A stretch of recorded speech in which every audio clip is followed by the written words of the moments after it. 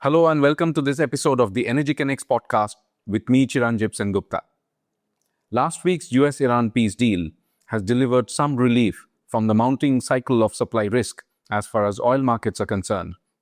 All eyes are now on the Strait of Hormuz and for global supplies to head towards normalcy, although we are far away from that scenario. To help us understand the way forward, I'm joined today by one of the industry's most respected voices, Vandana Hari, the founder of Vanda Insights and a columnist for Energy Connects. Vandana, thank you so much for joining us today and welcome back to the Energy Connects podcast. Thank you very much for having me, Chiranjib. Always a pleasure. Thank you so much. And in our last conversation a couple of months ago during the peak of the conflict, we were discussing, what's happening to Hormuz. Now that there's an MOU in place and the strait is projected to reopen and traffic supposed to normalize, what's your understanding? How realistic is it to expect supplies to go back to normalcy? Yeah, that is the crucial question for the market right now.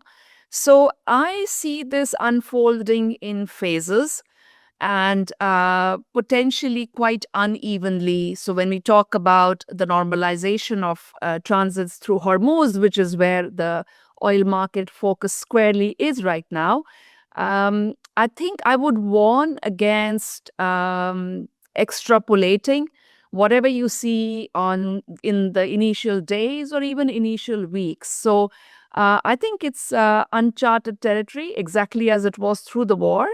So it'll pretty much be one day at a time. And I think, unfortunately, the risk that things perhaps stall or even go in reverse and the transits halt for whatever reason, potentially the conflict worsens between US and Iran. So all of those shadows still hang over the market. But in the initial phase, what the market is expecting is for a lot of that stranded oil, which was stuck within the Persian Gulf, to come out into the market. Now, again, that will seem like a big wave suddenly being unleashed onto the market, but we should be very careful not to take that as the new normal. I suspect we are going to go through several new normals, short-term new normals, before we get to a more steady equilibrium point, which could be a few months down from now. And that's an excellent way of putting it. And President Trump claimed that 19 million barrels flowed through the strait on Monday. Is that something that we can expect more to happen, or that is a one-off scenario that you think is also not supported by what's happening on the ground? So that was a headline-grabbing number. And I think all of us who look at the oil market closely and who have seen the narrative, the rhetoric war throughout the war, especially the contradictory posturing and rhetoric coming out of Tehran and Washington, can completely understand why that particular figure was put out there. I think there were also people very quick to point out that, first of all, 19 million barrels is not the record. The Strait has seen passage of over 20 million barrels in a given day. But that's a small matter. The important thing is even if 19 million barrels did pass through over a 24-hour period, frankly, personally, I am highly doubtful.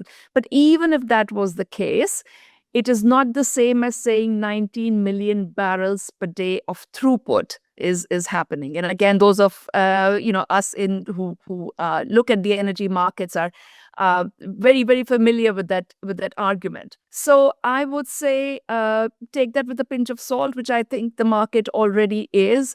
The market, thankfully, has a host of other more credible information sources that it is looking at. Of course, major shipping agencies, shipping organizations. Now the IMO has gotten quite involved as well in helping extricate the stranded ships and seafarers. So we'll hopefully be seeing some data from the IMO as well. because they have advised all the ships to exit with the transponders on. So it will be hopefully credible and clear, transparent data. There's a lot of ship tracking agencies. Again, you and I know, and I'm sure our listeners are familiar with some of the names as well, who are also doing their best. Of course, it's still not very easy to keep track of the transits going in and out, but a lot of them are doing, I would say, quite a remarkably good job of keeping track and bringing those numbers out to us. So I was looking at some numbers cited by Reuters, and of course, Kepler, Vortex, all of those agencies are doing a great job as well. And from what I could tell, on Tuesday, it was 3 laden VLCC, so that's 6 million barrels coming out. So even if we are to assume that Trump's number was correct of 19 million on Monday, Tuesday was 6 million, right? So the key here is an average over a period of time. And even then, I would say what is seen in the first phase when the stranded oil is coming out is not the new normal. So we need to be careful of all of these things. Absolutely. And I think there's a lot of focus also on what's going to be the mechanism going forward. Like, who is in charge of the Strait of Hormuz? How will it work? Like, for example, there's a talk of Iran and Oman along with the Gulf states coming together to figure out the way forward. What's your take on that? And that doesn't help the picture. And on an ongoing basis, at least through the next 60-day period or longer, if that's what the US-Iran nuclear negotiations demand, I think. And while all these elements of the MOU are also being worked out, I think the protocol for Hormuz through this interim period, the 60-day period, and beyond that has raised a lot of question marks for the market. There's already quite a bit of confusion, and exactly as you were saying, quite a bit of contradiction as well in terms of the announcements that are coming out of Tehran and coming out of Muscat in Oman. Though the two are also coordinating. We can talk about that separately, but for the time being and in the initial days, indeed, there has been quite a bit of confusion with the JMIC, the Maritime International Information Center, rather, advising ships to use, well, first of all, they're saying do not use the TSS, the Traffic Separation Scheme, the international waterway in the middle of the strait that was being used until the war started, because that is believed to be mined. So that's not a good thing. So they're all using the south. Yeah. Yes, exactly. So that leaves relatively narrower corridors around the coast of Oman and around the coast of along the coast of Iran. Iran has been insisting that ships use the waterway which is close to its border, and Oman has been saying, Oman as well as some of the Western and the International Shipping Agency and agents are recommending the southern route be used, which is closer to Oman. So that is creating a bit of a tension already, because ships that choose to use the Omani waterway cannot be 100% certain that they will not get attacked, or at the very least face some sort of penalty from Iran for not going via the Iranian route, not taking permission from the Persian Gulf Strait Authority, and so on. I think another sort of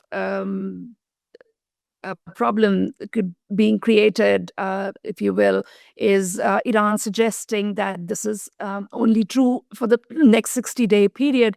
And beyond that, it is looking for some sort of oversight. My word, of course, they use different phrases and words to sort of express what they want to do, but they are asserting their sovereign rights over the waters, and they want to provide some kind of services to ships and charge some kind of fees. They are hinting that there are costs associated with those services. So that's creating quite a lot of apprehension within the international community as well. Absolutely. Now, while those uncertainties linger, I'm sure you have heard this question so many times, but I really cannot help asking you that at the height of the crisis, some commentators and projections said, oh, oil will go to 150, oil will go to 200, but we saw a rather subdued, maybe 120. And what's your reading of that? Yes, I think it'll probably be a discussion that is not easily put to bed, and it's probably something that will stay with us way beyond any normalization post this crisis. So, yes, in theory, if you look at an unprecedented supply shock, 15 million barrels per day net lost from the Gulf for more than 100 days. If you were to tell somebody who was perhaps sitting on another planet and not watching things closely that crude actually didn't go past 120, they would be very, very surprised.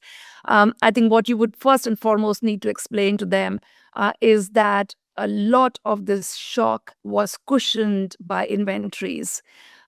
So as time has passed through the crisis, we have seen some of those really shocking numbers emerge in terms of how commercial inventories as well as strategic inventories have been raided, have been drained at unprecedented pace. In a lot of places, commercial inventories have been reaching or approaching what's called operational minimums, basically tank bottoms, which can become quite problematic as well. So I think it was the answer is, I would say, in three parts. So one is the biggest part of it was that it was we raided our stores and we released barrels from strategic, commercial, even floating storage to cushion that shock. That was one. The other was there was demand response. Um, some of it will be sort of now. I expect that at some demand erosion that happened. I won't call it destruction. I think it was erosion. I think it was temporary. I think it's going to bounce back very fast. It's going to manifest itself as pent up demand as well. But it did play a part as well. The third part, I believe, Chiranjib, is that all said and done, at the end of the day, crude futures, benchmark futures, when you look at Brent or WTI or even Dubai, Oman, Murban, all of these trading on exchanges, fairly reliable on a long-term basis, deep, liquid markets, closely watched, and which set the tone for markets in general, including physical markets. I think they saw something that was also quite unanticipated. Instead of speculators and even physical market participants jumping in with a gusto to make the most of, with the speculators obviously to try and make a quick buck, physical participants to make use of the volatility or the higher prices to try and hedge, because that's what you would expect producers to try and do. None of that actually happened.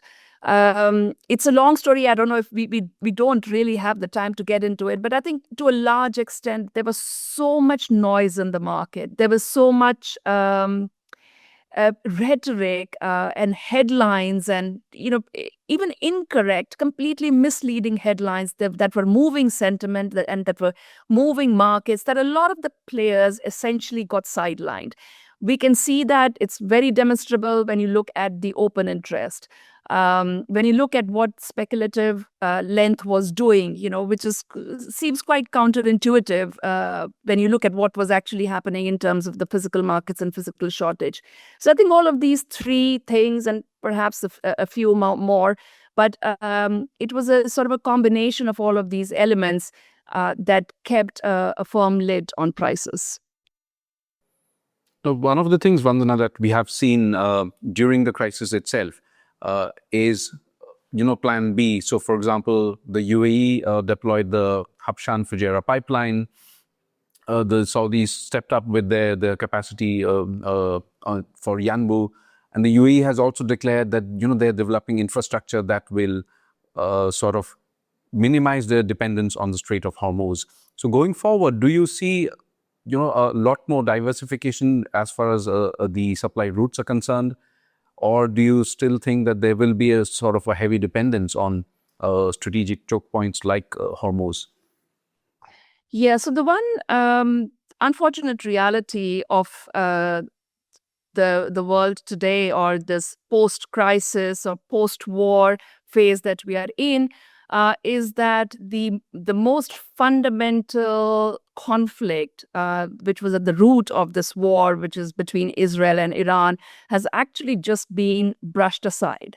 A lot of the issues that Israel has vis-a-vis Iran, the nuclear program, have far from them being settled. Most likely, my expectation is that as the nuclear agreement comes into place, with Iran pretty much retaining an upper hand in this entire negotiation process, is going to go entirely in Iran's favor, which by definition is going to be completely unacceptable to Israel. So, long story short, we have brushed the problem under the carpet. There's just such a huge sense of relief that I don't see many people right now being in a mood to talk about the problem that is going to stay with us for the foreseeable future. But the result of that is that countries in the region, as well as the countries outside, their buyers that depend on those flows through the Strait of Hormuz, have to be completely prepared now. Now is their time to get ready for such an eventuality to happen again. Unfortunately, I think we should all assume that it could happen again, that the Strait of Hormuz could be closed again, simply because Iran got away with it. That is the plain and simple truth. Not only did they get away with it, but it also proved to be such a massive leverage against such huge military powers of the US and Israel. So yes, the countries in the Gulf will definitely now have to look at Plan B, perhaps even Plan C, create as much redundancy as they can. That said, of course, in theory, it sounds quite simple. But again, you and I know um, pipelines are not an easy infrastructure to put in place, whether they are subsea or whether they are on land, and especially when they have to cross national borders. In this case, they have to go through miles and miles of desert as well. So it's not going to be easy. It's going to need a lot of investment. But there really isn't any option. These economies are going to remain dependent. Of course, they're trying to reduce their dependency on oil, but they are going to need those oil revenues. They cannot afford for their overnight their oil flows to stop, their export revenues to stop coming in. I think Saudi Arabia and the UAE clearly stand on much firmer ground here. As you just mentioned, the UAE already has a pipeline. It's doubling the capacity of the pipeline from Habshan to Fujairah. So that'll give the UAE close to more than 3 million barrels per day of capacity that it can evacuate crude out without needing the Strait of Hormuz. Saudi Arabia was in a relatively good position with nearly 5 million barrels per day of capacity. I believe that managed to get close to that, or at least 4.5 million barrels per day of exports to that pipeline. Countries like Kuwait, Iraq, Qatar, of course, and smaller producer like Bahrain, they were in a much, much worse condition. Of this, Iraq, I would put in a slightly separate category, because it was really a pity that Iraq actually has this pipeline via Turkey to Ceyhan, which has a capacity of more than 1 million barrels per day. But for various reasons, again, we won't have time to go into those, but it has not been able to utilize that. And I think it was able to send just about 200 or 300,000 barrels per day. But I think first and foremost for Iraq, it would make sense to see how it can revive the use of that pipeline for crude exports. I think for countries like Qatar and Kuwait and Bahrain, it'll probably be harder, because they'll have to rely on neighbors, and they'll have to put in fresh pipelines. So this is like, such infrastructure projects are never easy to get off the ground or to complete within cost, within budget, and in a certain period of time. But I think they should now, I would expect them to exactly follow in that track. Equally for their buyers, I think the buyers have fewer options because, it's not easy to replace such a major dependency, major supplier, region uh, s- putting out 20 million barrels per day of, 20% of global oil supply. But I think one of the immediate answers for most of these countries, at least the major consumers, like India, some of the Southeast Asian nations, will be to put in place bigger strategic reserves. We already saw that China was in good stead as a result of having stockpiled an estimated 1.2, 1.3 billion barrels of crude. They were able to use that. They were able to dramatically reduce their imports. So they saved quite a bit on their import costs as well over the past couple of months. But yes, I think the lessons from this are going to change how the sellers as well as the buyers look at their energy supply security or market security. And finally, Vandana, so the OPEC Secretary General recently reiterated to Energy Connect's his position that oil demand by 2050 will reach 124 million barrels per day, and with no peak in oil demand in sight.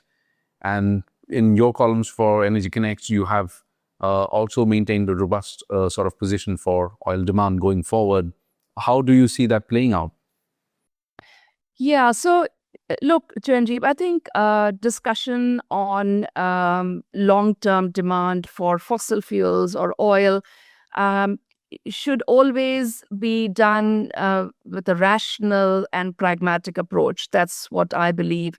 Um, Ideological or sentimental mindset, while as human beings we can't completely push it aside, is not the right frame of mind to discuss these things or to argue these things, or much less to assess future requirements on that basis.